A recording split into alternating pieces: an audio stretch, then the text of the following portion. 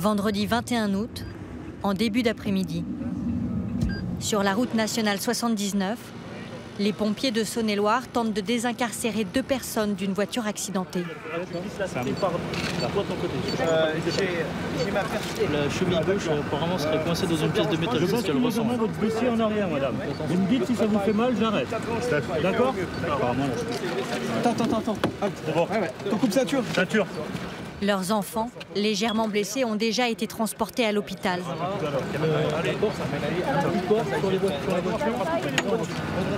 À gauche, cette voiture grise les aurait percutés de front. Le chauffeur, entre la vie et la mort, est le premier à avoir été évacué. Pour sortir les 2 adultes gravement blessés, les pompiers ont découpé le toit et les portes.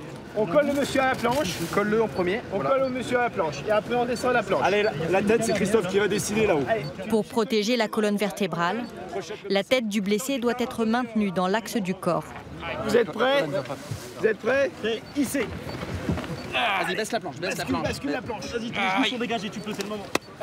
Ça va se bloquer. Vous êtes avec moi là? Baisse, Xavier. Baisse. C'est bon. C'est bon? C'est bon les pieds. Attends. Du gauche. Basculez. Bascule pas tout de suite, tire un peu. Tire en arrière. Bascule, c'est bon. Allez, direction brancard. C'est bon à 4 les gars? Ouais, c'est bon. Reste maintenant la passagère, dont les jambes sont encastrées dans l'avant de la voiture. On va se positionner au centre de la voiture et on va pousser le tableau de bord pour dégager vos jambes. D'accord? On va commencer à dégager. Ça va pousser un petit peu, vous allez sentir les jambes se dégager un petit peu, d'accord? C'est normal. Si ça fait mal, vous me serrez la main. Bougez pas. Madame, vous avez un morceau de plastique qui est dans votre cheville, là. J'ai essayé de l'enlever, d'accord? Vous me dites si je vous fais mal. Là, j'ai dû vous délivrer, là, non? Ça va mieux? Vous sentez mieux ou pas, là, madame? Ça va? C'est parti. On fait la même manœuvre que tout à l'heure, Paul-Marie. 2 heures après le choc, les 2 victimes sont évacuées par hélicoptère.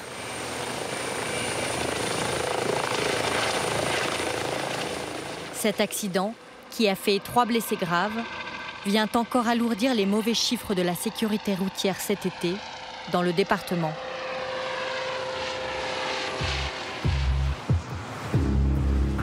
En Saône-et-Loire, 85% d'accidents en plus en juillet par rapport à l'an dernier. Plus 7% au niveau national. Le département est traversé du nord au sud par l'autoroute A6, l'une des voies les plus empruntées d'Europe pendant la saison estivale. Il est également parcouru d'est en ouest par des routes nationales qu'on appelle RCEA pour Route Centre-Europe-Atlantique.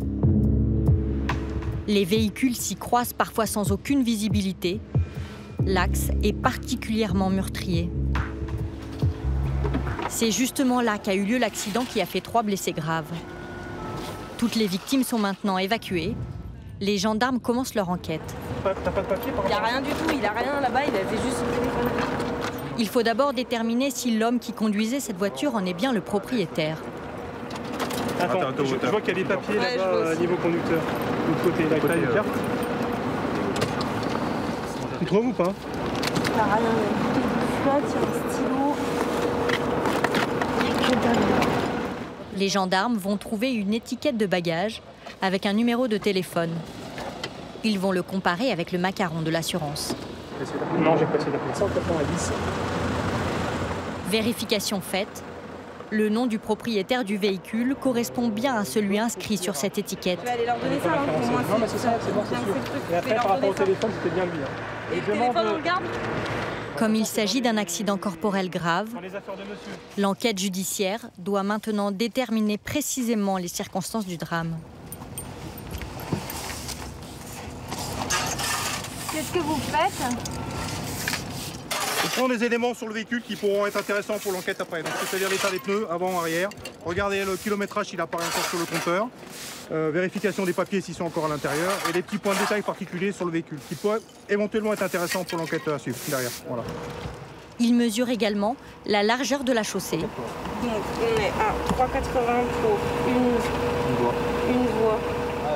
La position exacte des véhicules et les différents points d'impact.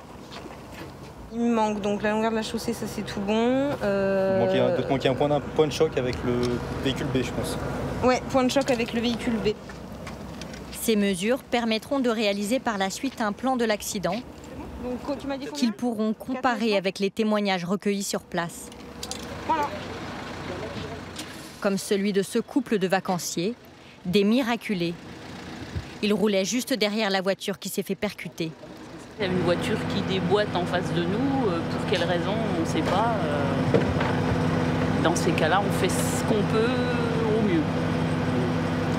Donc on a essayé d'éviter, mais on n'a pas réussi complètement. Choqués mais indemnes, ils peuvent rassurer leurs proches. Bon, vous inquiétez pas, on n'a rien. Hein. Nous, voilà, on est un peu secoués, mais ça va.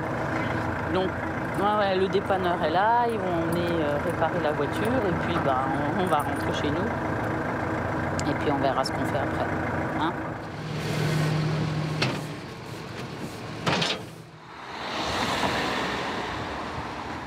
À la gendarmerie de Mâcon, comme après chaque accident, le capitaine Peignet, le chef de l'escadron de sécurité routière, vient compléter une carte déjà bien chargée.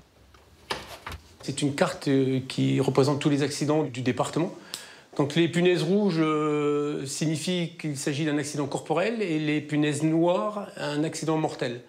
Et pour les deux roues, on met un petit morceau de papier blanc pour matérialiser les accidents mortels de deux roues. Et cette année, les punaises sont très nombreuses. En 2015, l'accidentologie est en hausse par rapport à l'année précédente et voire il y a 2 ans. Nous sommes malheureusement déjà à 27 tués sur nos routes. 27 tués de janvier à août. Il y en avait eu 30 pour toute l'année 2014. La majorité de ces accidents a lieu sur le réseau secondaire, moins sécurisé et moins surveillé que l'autoroute. Au centre autoroutier de Genêt, 15 contrôleurs se relaient jour et nuit pour scruter les 570 caméras qui filment en permanence l'autoroute de la région Rhône-Alpes jusqu'au nord de la Bourgogne. Ça va, je vous signale, il y a un accident en Lyon-Paris au 446, donc ça bouchonne pas mal. Rien de grave. Cette fois-ci, le ralentissement se résorbe très vite. Mais il y a de plus en plus de monde sur la route et les automobilistes, visiblement, ne sont pas très prudents.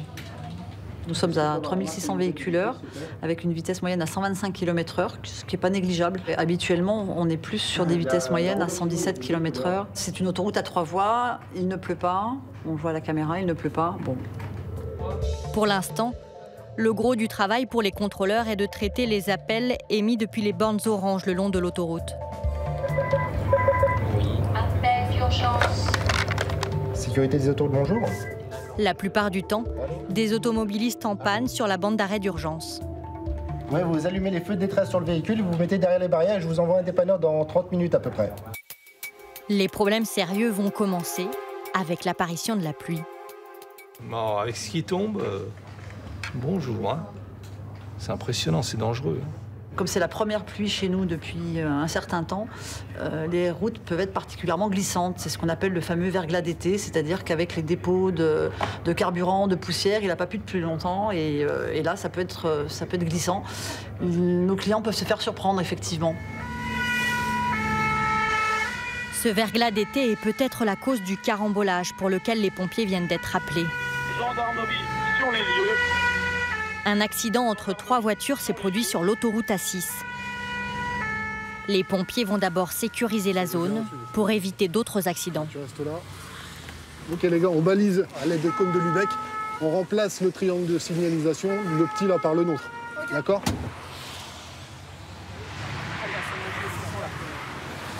Vous n'êtes pas blessé vous ? Non, pas du tout. D'accord. Le périmètre de sécurité est établi. Les pompiers vont maintenant débrancher les batteries de chaque voiture accidentée pour éviter un incendie. Bien. Dans le même temps, le reste de l'équipe a pris en charge les victimes. Les gendarmes, eux, commencent leur enquête. Allez-y, soufflez, je vais vous aider.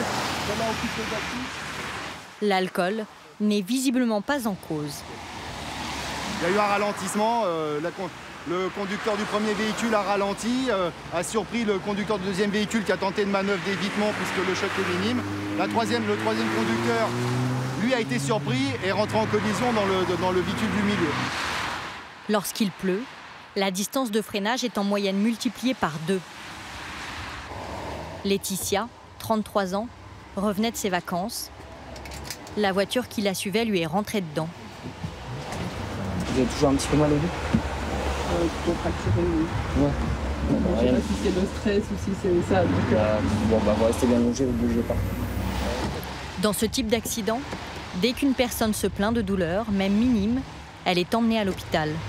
On va transporter la personne pour passer des examens complémentaires aux urgences de l'hôpital de Mâcon.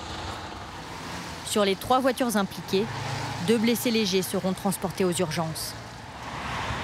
Il faut maintenant vite dégager l'autoroute pour rétablir la circulation. Pour éviter de provoquer d'autres accidents, les pompiers étalent un absorbant sur les taches d'huile laissées sur le goudron. En tout, l'intervention aura duré 50 minutes.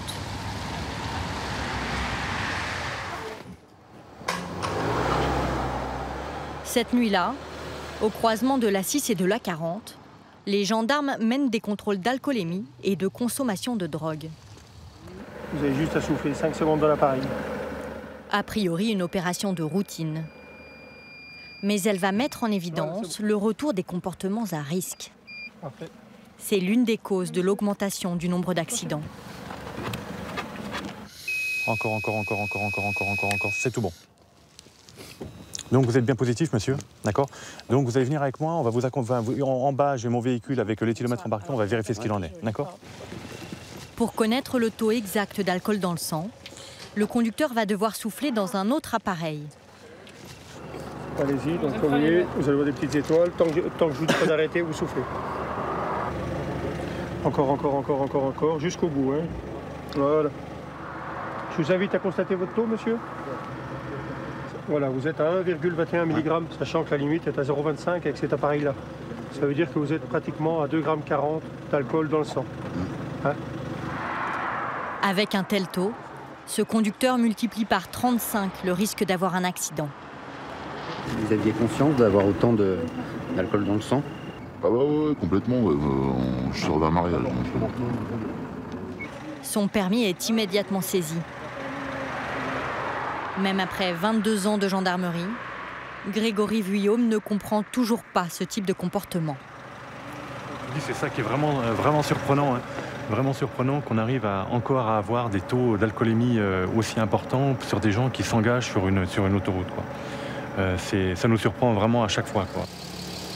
Le conducteur ivre a appelé des amis pour le raccompagner chez lui. Il sera convoqué au tribunal. Il risque un retrait de permis, 4 500 € d'amende et 2 ans de prison. Sur le week-end, les gendarmes de Saône-et-Loire vont confisquer 6 permis d'automobilistes en état d'ivresse et 2 pour conduite sous l'emprise de stupéfiants, comme le conducteur de cette voiture. Prenez une bonne inspiration, vous soufflez tranquillement, je vous dirai de vous arrêter. Ouais. Le dépistage d'alcoolémie est négatif. Parfait, merci. Mais les gendarmes remarquent le regard un peu absent du jeune homme. Des produits stupéfiants? Ah bah oui. Oui, la dernière fois c'était quand? Hier. Hier? Vers quelle heure à peu près? 9h. Ils vont donc le soumettre à un test salivaire. Je vais vous demander de tirer votre langue. Ah, plus grande. Reste encore comme ça. Je vais prendre l'intérieur des joues. Encore. C'est tout bon. Ça donne quoi ici en haut? Ouais, ça part en calme ici. Ouais, ok. Donc on va se diriger sur l'hôpital. Le jeune homme ne prend pas tout de suite conscience de la gravité des faits. On va aller à l'hôpital, vérifier. Faire une prise de sang. À l'hôpital de Mâcon. Allez, venez. Plus que sa partie de pêche, le jeune homme risque de perdre gros. Les sanctions sont les mêmes que pour la conduite en état d'ivresse. Les peines varient en fonction du taux de substance dans le corps.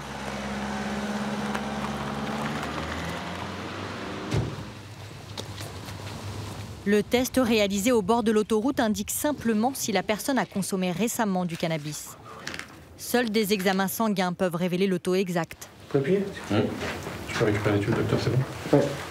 Les tubes de sang sont scellés et envoyés au laboratoire. Les résultats seront connus dans quelques jours. De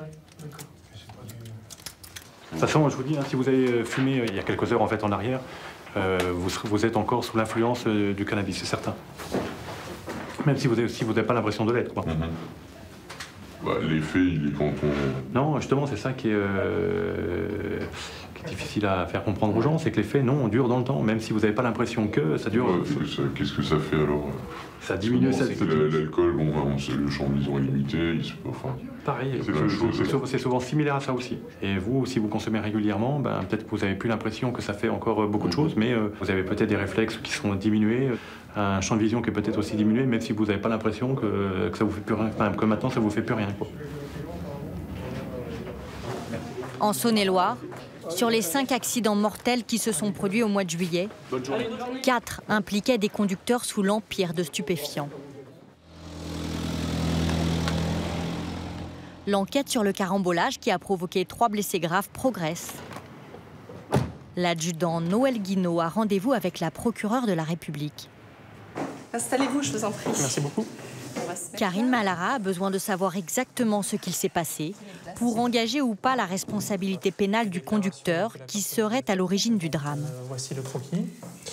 Donc là, on a schématisé l'axe de circulation, la route nationale 79. Donc le véhicule A se déporte au niveau de l'axe médian, percute le véhicule B qui arrive en face et se retrouve ici, à notre arrivée sur les lieux.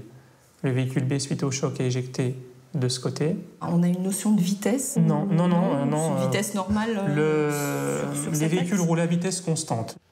Pourquoi la voiture se serait-elle déportée? Le gendarme et la procureure vont explorer plusieurs hypothèses. La piste du téléphone au volant est vite écartée. L'appareil a été retrouvé dans un sac de sport, à l'arrière du véhicule. Le fait que la personne n'a pas utilisé son téléphone au moment de l'accident. Donc à ce moment-là, j'ai renvoyé également des réquisitions pour que... En revanche, la fatigue, responsable d'un quart des morts sur la route, pourrait être une explication. En particulier sur cette fameuse RCEA. L'axe qu'il a emprunté, la RCEA, donc il y a beaucoup de portions qui sont limitées à 90 km/h. Oui. On est de toute façon sur une longue ligne droite, c'est ça, voilà. Donc, effectivement, donc une ligne droite qui favorise éventuellement l'endormissement. Sur l'état de santé antérieur de cette personne, puisqu'on s'était posé la question d'un éventuel malaise, on n'a pas d'indication médicale pour le moment. Son épouse m'a dit que son mari avait été victime d'un infarctus du myocarde en 1992 et qu'il était actuellement soigné pour des problèmes cardiaques. Si l'hypothèse du malaise est validée, sa responsabilité pénale ne sera pas engagée. En revanche, s'il a bien commis une faute de conduite, il sera mis en examen. Et dans ce genre d'accident, si l'un des blessés décède, l'auteur risque la prison. Lorsqu'il y a un homicide involontaire, c'est-à-dire que malheureusement des personnes sont décédées dans l'accident, les peines encourues peuvent aller au plus haut jusqu'à 10 années d'emprisonnement en fonction des circonstances. Et ces circonstances, ça dépend de la faute commise. Donc, par exemple, si la personne était en état alcoolique, le conducteur responsable, j'entends, il a commis une faute délibérée, à ce moment-là, les peines sont aggravées. Merci pour le déplacement. Madame Malara. Je m'accompagne. Ces enquêtes peuvent prendre plusieurs mois. Voilà. Bonne journée. Les victimes, elles, sont marquées à vie.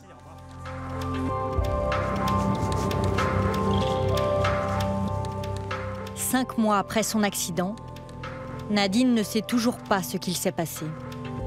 C'est le trou noir.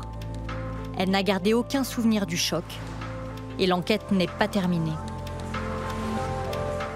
Elle a accepté de nous accompagner sur les lieux.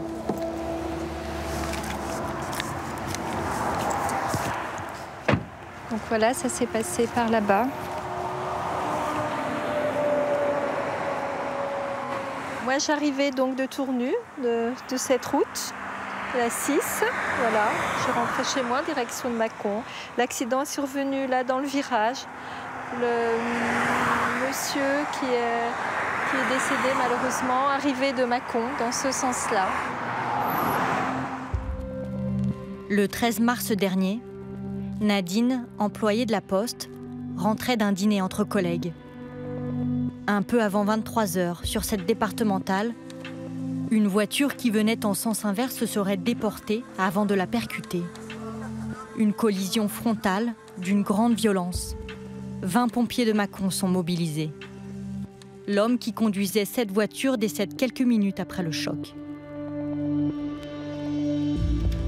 Nadine, elle, dans la voiture grise, est dans un état critique.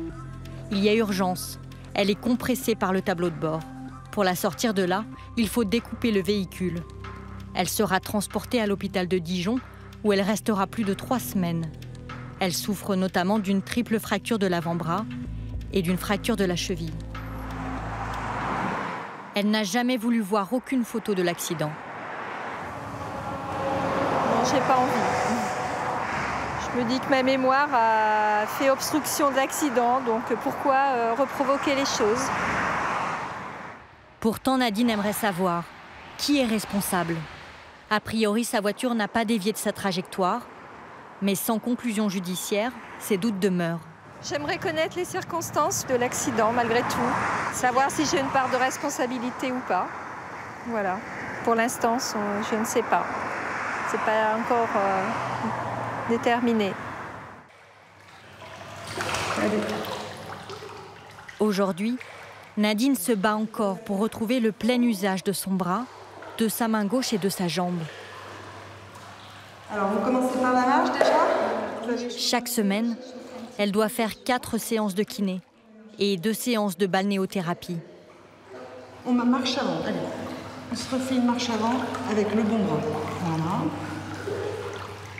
Mais là, j'ai du mal à synchroniser mes pas et surtout, j'ai du mal, le pied qui a été accidenté, à le faire travailler plus que l'autre. On tend la jambe et on revient. On plie, on tend la jambe et on revient. On plie, on tend la jambe. Peu à peu, grâce aux exercices, ses douleurs s'apaisent. Mais Nadine gardera des fragilités. On y va, allez. Ça fait aussi partie du soin, je crois, c'est de faire comprendre qu'il y a forcément quelques séquelles à accepter. Il faut savoir faire aussi le deuil d'une partie de tout ce qu'on pouvait faire avant. Il y a un avant et un après.